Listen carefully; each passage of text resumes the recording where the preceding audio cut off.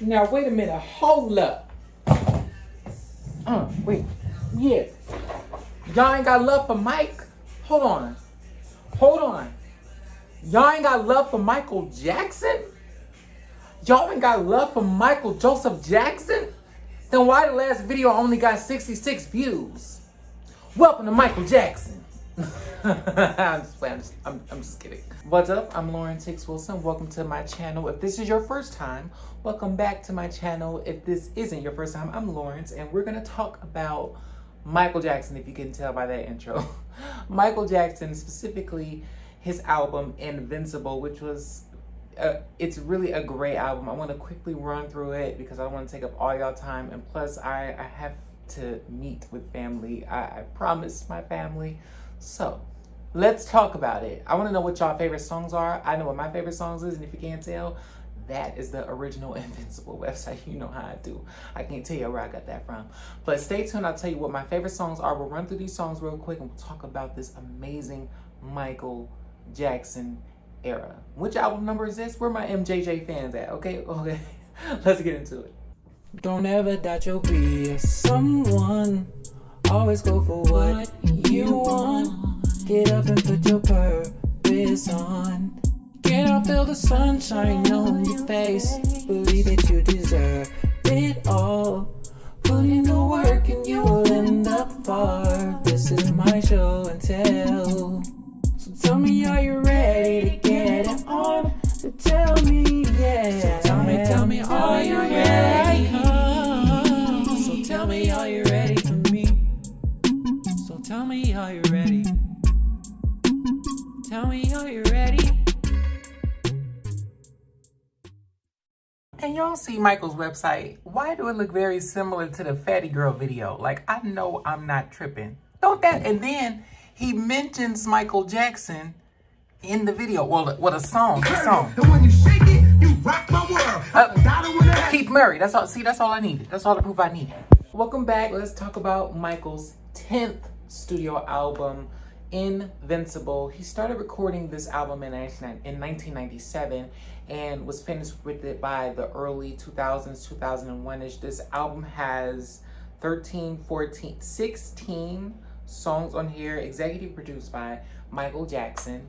A lot of different producers and songwriters on here. Most of it was written by Michael Jackson, and other people had their hands in it. This is one of the many colors that it came in. It comes in a orange, red, a blue, a green. I have the orange one, hilariously. I really think that's really cool. If you have a different color Michael Jackson album, I want to know what. Tell me which one do you have based on all these colors here. The orange, the green, blue, red. I remember this album being heavily promoted. I remember, first of all, this album came out in 2001 and I was a baby. But I do remember, because I have great memory, I remember seeing pictures. Like, I remember seeing these colorful Michael Jackson pictures. I do. Conversations surrounding Sony promoting it and all those things, I understand now that it could have been promoted more. But I'm like, no, I saw this album everywhere. Or like, at least I can remember seeing these colorful pictures of Michael Jackson everywhere. I don't know about everybody else, but understanding how marketing, so far as I know, it could have gone so much further. They could have had so many videos, a tour, etc. We're going to talk about all of that. But first, let's talk about the singles and the tracks on this album. This album has 2 official singles, You Rock My World, which is the first single, and it also has a video, a short film style and a regular style video, which features a lot of cameos. Most memorable is Chris Tucker for me. Directed by Paul Hunter, but I do remember most of all Chris Tucker, and I do remember Marlon Brando, you know, because he's an icon as well. I think Michael Jackson really got a kick out of having Marlon Brando in his video. Like I said, this album has 16 tracks on it. It opens with Unbreakable, the amazing Unbreakable. First of all all of the beats and the production off of this album. I love the album design, first of all. Most obviously the color scheme of even the black and white one, but the digital numbers, the digital name, and the regular last name Jackson. If you can't tell, like, it's almost like this is Michael's Y2K moment, since it was like the turn of the 90s, you know, 99, 2000. So this is him at the top of 2001. If this came out in 2000, it would still been relevant but I believe this is like Michael Jackson, like TLC did, like a lot of people were doing at the time, like this is them entering the new millennium. You know what I'm saying? That's what I got from that. The first track is Unbreakable. The second track you have Heartbreaker.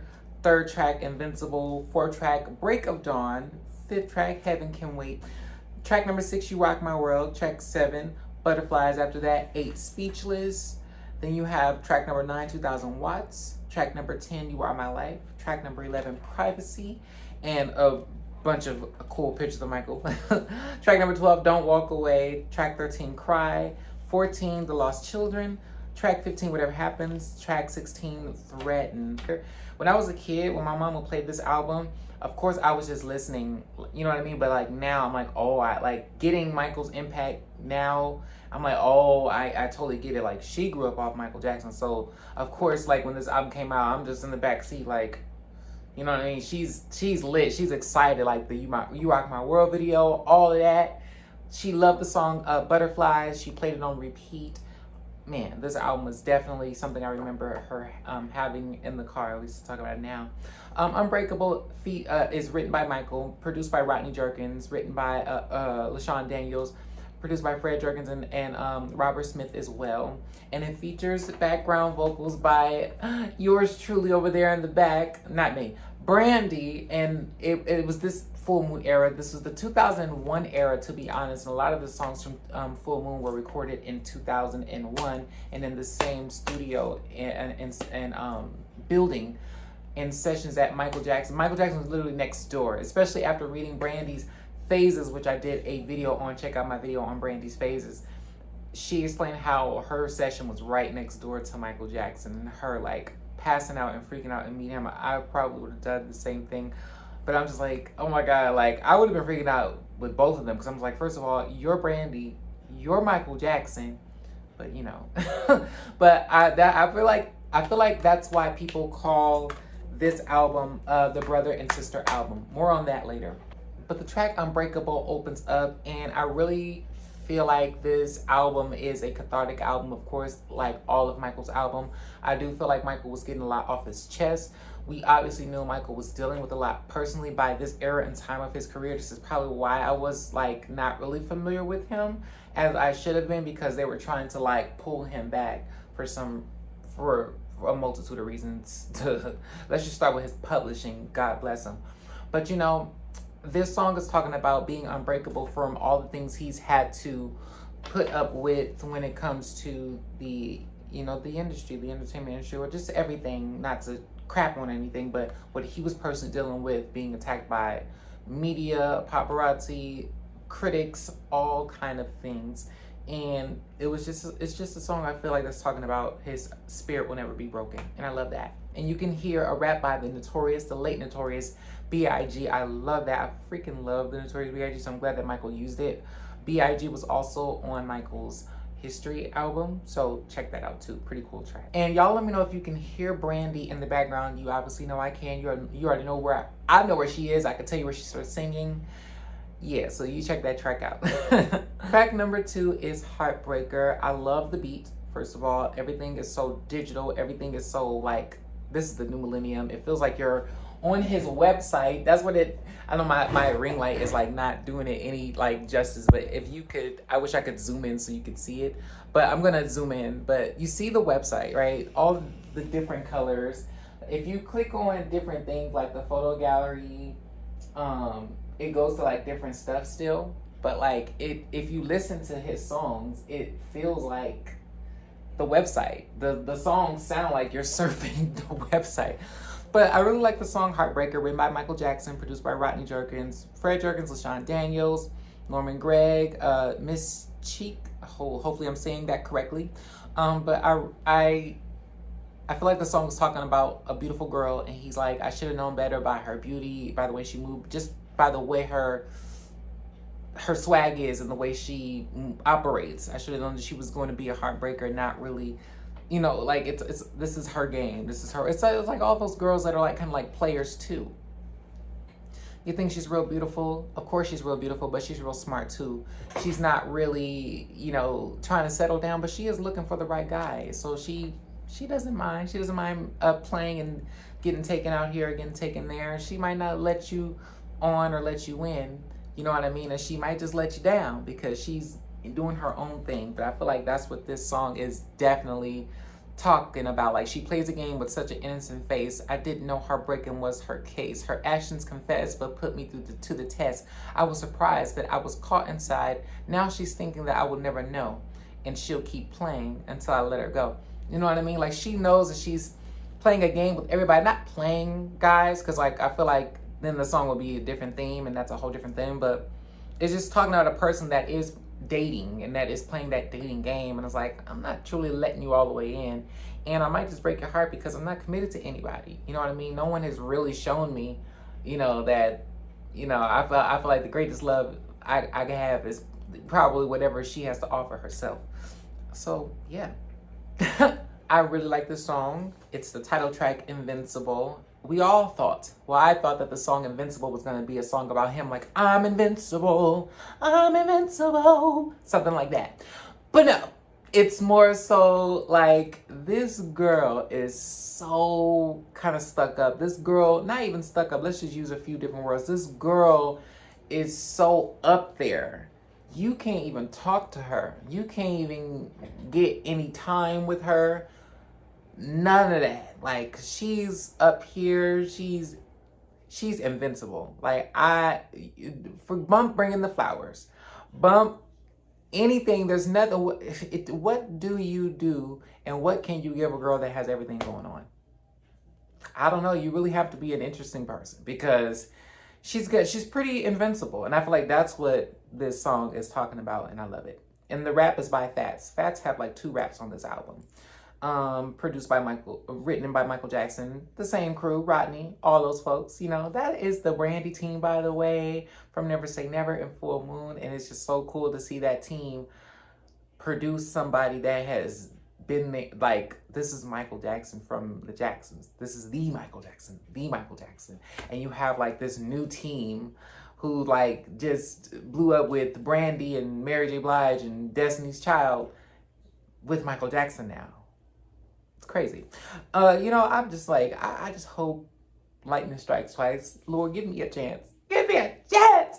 Okay, but track number 4. 4 is Break of Dawn, written by Dr. Freeze and Michael Jackson. I really love the beat. I really love the chorus, and I remember having the chorus be so infectious and memorable to me that I was writing a song. I have a songbook from middle school, and I wrote this song, and I was gonna show this girl, and I got shy and I didn't show her because I realized the hook sounded so close to Break of Dawn. And she was like, won't you sing it for me? And I was like, she's gonna know that song is from Michael Jackson's Break of Dawn. Needless to say, I kept writing songs, look, but I just, you know, really just played off my creativity. But I was like, oh, I don't know. I just didn't know how to deal with that at the time, but sometimes it's okay.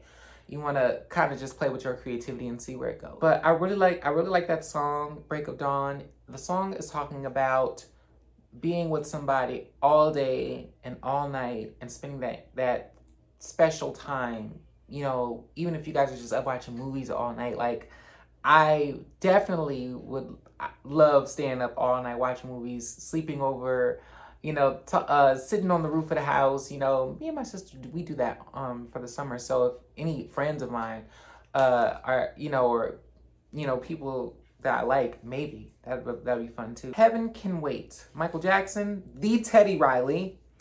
What does that say? Andrea Hurd, Nate Smith, Teron Beale, E. Loris, and Kay Quiller. I love the Heaven Can Wait theme because it's like, I can't bear being away from this person, and I hope that this person feels the same way about me.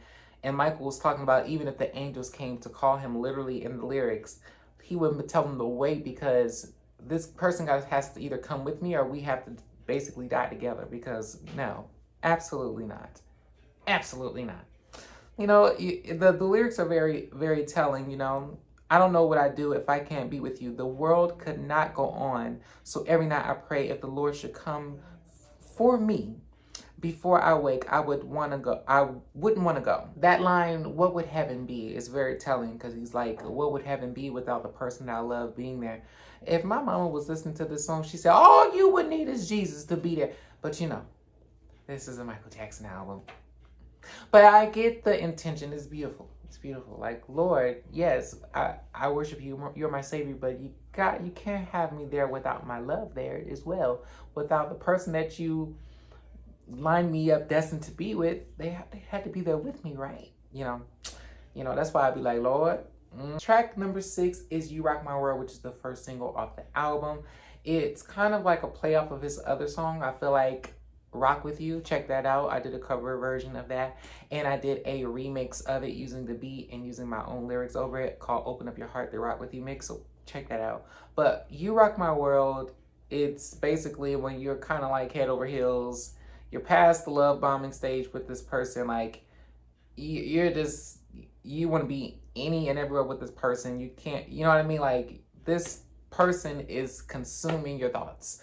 You rock my world. You know, you think this person is saved your life. You know, all of us have probably at least felt like this once or twice. And I pray that all of us truly, genuinely have a person come into our life that will make us feel this way. And that is our person. You know, vice versa, all that kind of stuff. But when people got you saying my life will never be the same, you know, I give everything I own, you know, because you just rock my world. You make me feel this kind of way. That is some love. Like, this person is definitely gots to be the one if I'm going to be feeling like that. You can't be wasting those kind of feelings on somebody that is just cute, or wasting it on like maybe a fantasy. I don't know. Track number 7 is Butterflies. Andre Harris and Marsha Ambrosius are the writers. This is also on Floetry's album. Their version does sound different. I like them both. Something special about both of them. Something very special about Michael's touch to every song that he's touched. I don't think no one else could have sung this song. Even if Michael never would have sung the song and Floetry would have just done it on their own, it still would have been, it's still a hit. It's still iconic. It's still historical. But I just can't see Marsha giving this song to anybody else, or going, like, I can't hear anybody else singing this song besides her and him, if that makes sense. So yeah. And track number 7, yeah. Do we need to say anything more about that? Definitely describes Michael in a nutshell. I mean, Michael Jackson. First of all, let's get into the some of the pictures again. Oh yeah, that's it. That's Monkey right there. Look at that. Look, wallpaper. For PC wallpaper, click on the link below. See, you can make that colorful picture your wallpaper. That is so dope. Sorry, let me focus. Butterflies is like that person that has definitely got you pressed. Like, you haven't answered my calls, or maybe you're dodging my calls. You're maybe like, you got me wait. Like, in this day and age, it's like a person that you're texting and you're like on the edge waiting for them to text you back, or you got them waiting for your response because you know they're eager. And I don't know, it's just that playing on and the anticipation of it all. But I feel like that's what Michael was talking about. You can just walk past me and it just makes me melt, makes me giddy, makes me blush. You know what I mean? I feel like that's exactly what this song is talking about. You know what I mean? And I'm gonna tell you this. I haven't had many girlfriends. I have partners, girlfriends, whatever you want to call it, boyfriends, partners, whatever. I haven't had many lovers. You know, I'm very, very young right now, but I'll say this, by experience so far, if you don't feel the butterflies, it's a no. From here on out, I'm telling you, if it's just one of those fantasy things, you know, I'm telling you, if you spend time alone, you would have rather done that, right? But if it's got to feel like elementary, it's got to feel like butterflies, you know? So that's what I feel like this song is talking about. Track number 8, Speechless, is talking about, you know, Michael has talked about love making in his way, and there's a lot of illicit and explicit ways to talk about love and feelings for somebody, but this song, Speechless, is talking about not having the words at all. Yes, gone is the expressions of passion and the grace of expression for passion, because, I mean, come on, especially in this day and age. But I really like that song, and I really like the choir addition to it. You know, that's how you make me feel. Track number 9, 2000 Watts. That one is written by Tyrese, if you didn't know, it was supposed to be on his album 2000 Watts, right? Isn't that the name of his album? If it's not still on there, if he also too didn't record a version. Teddy Riley, Jay Henson, and Michael Jackson. And I just love that it's talking about the power behind his love in all those forms that you like to put his love and categories in. I'm not going to say it. I'm just going to leave it to your imagination. But some of the lyrics. 3D, high speed, feedback, Dolby, release, 2 or 3. When I reach, I can go till I reach. You know what? I'm just going to stop right there. Y'all read the lyrics, listen to the song, and you get the point of what Michael Jackson's talking about. Okay? But 2000 Watts, especially in the new millennium digital era, and everything sounds so digital and like, you know what I mean? Like, looks like we're making the same face right now. But yeah, y'all get the point. 2000 Watts, he can keep going and going and going and going. You'll never outlast him. You'll never outlast me. I can keep going and going. You Are My Life. It's definitely a Babyface song. It's written by Babyface, by the way. Carol Bayer, Sager, and John McClane, with Michael Jackson, of course. And it's just, you are my everything. You are my life. You cured all my fear. You was there when I was lonely. It's just the perfect way to describe all of those love cliches, but in a perfect baby face Michael Jackson way. This next intermission is brought to you by all these pictures of Michael Jackson being Michael Jackson. Ha! Ow! Sorry. That is a terrible impersonation and impression of Michael Jackson. I promise you, I'm going to leave that to the people that actually take the time and effort to dress up, make up, all that stuff to impersonate him. That is not my stilo, not my style, not my thing. I'm going to leave that to them. God bless them. But oh my gosh, yes. Oh my gosh. I know, right? Look. You see this? Sorry. Y'all get it. You get it. Track number 11, Privacy. I love the thumping beat. It sounds like soldiers are marching. It sounds very, very soldier-like. I don't know what the word is. There's a word I'm looking for, but that's what it sounds like. I love the beat. It's written by Michael Rodney. It's another producer, that whole team. This song is definitely aiming at the paparazzis and the media and people just being all in your business just to get a story or to make up a story. They will literally sell their soul to do it, like sell themselves out to do it, meaning it could be a lie, and all they need to do is get is a photo of you making it look like that it's kind of true. You know what I mean? So like the lyrics are very telling that, you know, cameras can't control the minds of those who know that you'll even sell your soul just to get a story sold. It's the truth. We've seen it happen with all of these great stars, with a handful of them, but I feel like that is Michael's way of hitting back and talking back to him. You know what I mean? Track number 12, Don't Walk Away. Another Teddy Riley production. Michael Jackson, Carl, you know, I just love when they get together because, you know, Teddy Riley and Michael Jackson worked together in the 90s as well. Richard Carlton as well. Reed. I love all of these love songs like the Babyface one, Don't Walk Away, and is, you know what I mean? Bringing back, well, I'll tell you right now, I don't hear a lot of that in music. It may come back now that I'm speaking on it right now, but it's just seems like people are too like afraid or like embarrassed, or they think being vulnerable like this is cringy, like telling somebody don't walk away, don't leave me, don't walk out of my life.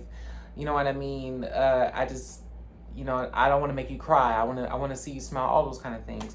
But I really like that song too. Track number 13, speaking of Cry, I really love this song. It's written by R. Kelly, Hush Your Mouse. This is a great song. I really love this song because you don't expect the song to be about and sound the way that it does and be about what it is because of the title. You think that it's going to be another Michael Jackson song talking about, I cry. And no, this song is about going into yourself and aligning yourself with your purpose and having that talk with your higher self, telling you about your place and what it could do. And then it's you having that courage and believing that, yeah, that's you. You're supposed to be doing that. Do you know how many people you can help? You could change the world. Can I? Can I do it by myself? Yeah. With what you do, you may not be the jack of all trades, but like for what you do, Like, you don't have to do everything. You don't have to be the politician, the president, the entertainer, the babysitter, the dog walker. No, we're talking about whatever your gift is. Yeah, you can do something a lot, and within that. So I really like that song, and I really like the choir and all of the background vocals, and I love that Michael does a lot of the same ad libs that he's always done, like the whoo, whoo. And it's another ad lib that he does at the end of this song. It's like a callback to a lot of his songs, but that one specifically reminds me of Man in the Mirror. Yeah, Man in the Mirror. Now, track number 14, The Lost Children. This is my favorite song off this album. It does something to me. I don't know what it does to me, but it just does something to me. It just rocks my soul. And it makes me cry. It just moves me. Like, I have to repeat the song. I have to listen to it over and over. 14, The Lost Children, written and produced by Michael Jackson. And it's like, we pray for the mother and our fathers. We pray for the people in the world. And we're calling on the help for the help of the world. But what we need to focus on is the missing children. All the missing children that, you know. But the missing children, especially the ones that never get found. You know what I mean? And these are missing. When you think of that, you have to think of what the children meant to Michael Jackson, what children mean to people that actually advocate for children. And just think about it. I'm not talking to people that don't like children, like, you know, a kid. I'm talking about people that really can understand that they're just little people. So this is a little person that didn't even get a chance to even live. You know what I mean? Or didn't get a chance to have their first crush, have their first kiss, you know, to enjoy, to discover what their favorite snack is, to discover what Sesame Street is. You know what I mean? Imagine a child going missing and not being able to ever experience first grade. It's deep. So I really love the way that the song sounds, and I don't care how much money and AI and production you have, no one can make a song sound like that but Michael Jackson. Like the way that this song sounds, because on every one of his albums, especially starting from Bad, there's a song on his album that sounds like Cry and The Lost Children. Talk about consistency, especially when you find yourself as an artist.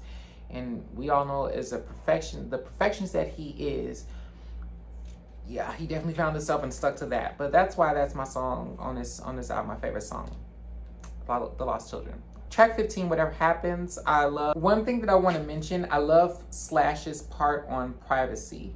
Now that I'm looking at it, I know that is Slash. Right? Yeah, I love that Slash is on Privacy, if I'm not mistaken, because he goes Slash. So I love that part.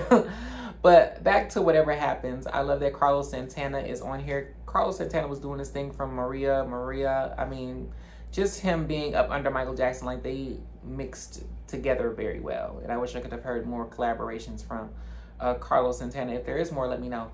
But yeah, I really love on how he sounds on Whatever Happens, because Whatever Happens kind of gives me the Stranger in Moscow feel. And I just love how he there's like a little whistle throughout the song, and he's like, "Thank you, Carlos," at the end. Like it's so cool.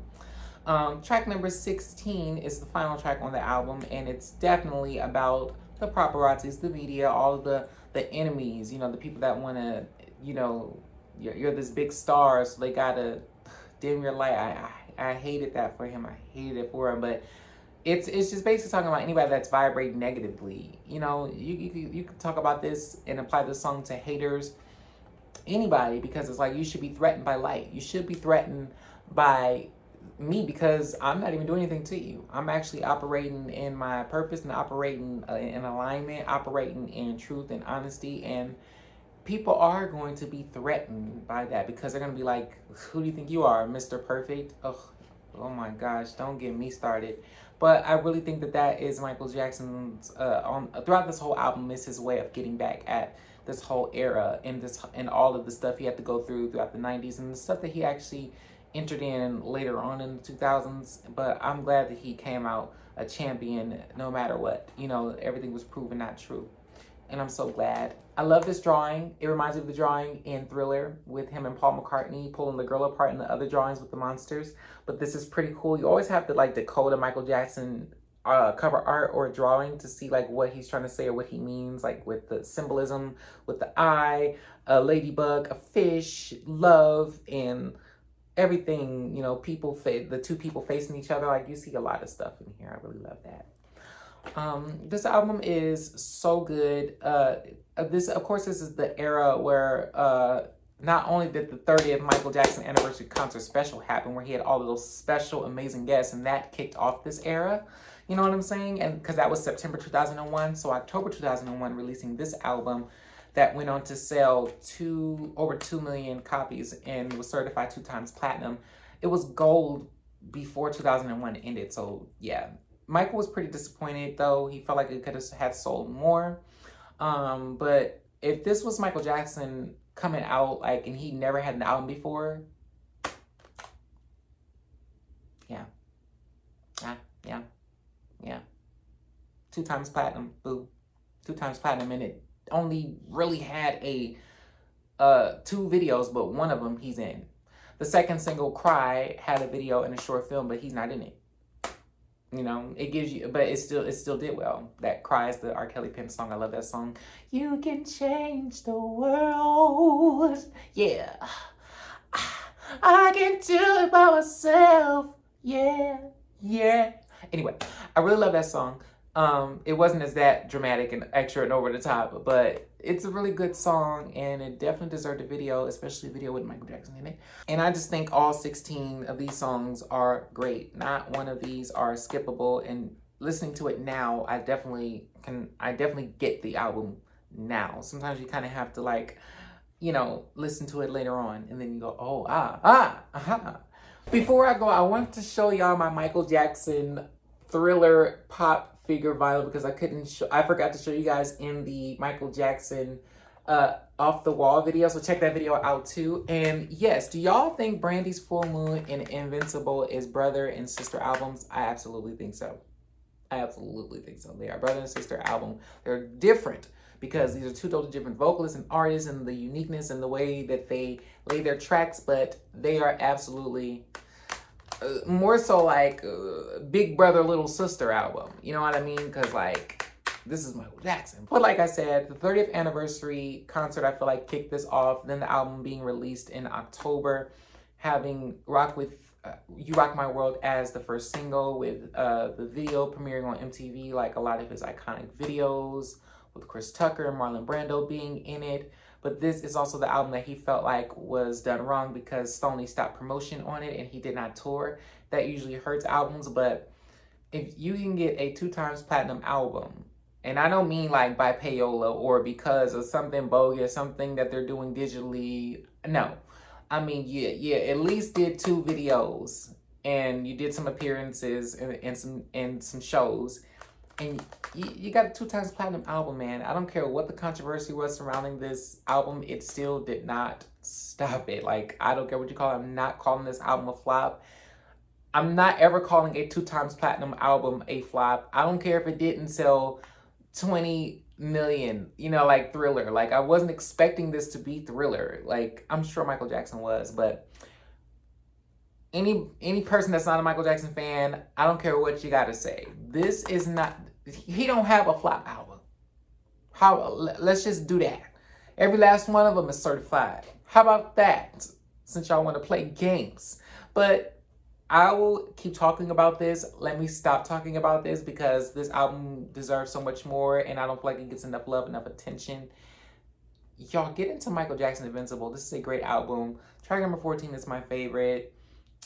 Yeah, check out the You Rock My World video. Check out my cover to Rock With You from his album Off the Wall. And check off my song Open Up Your Heart that has the Rock With You beat on it. It's a Rock With You remix.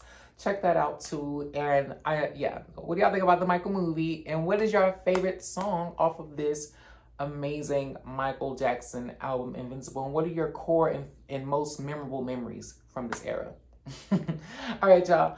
I have to get out of here and make promises. Look, not make promises. Look, I gotta go see some family, so let me make some plans so I can go over there and make dinner for family. And I'll see y'all in the next video. Peace.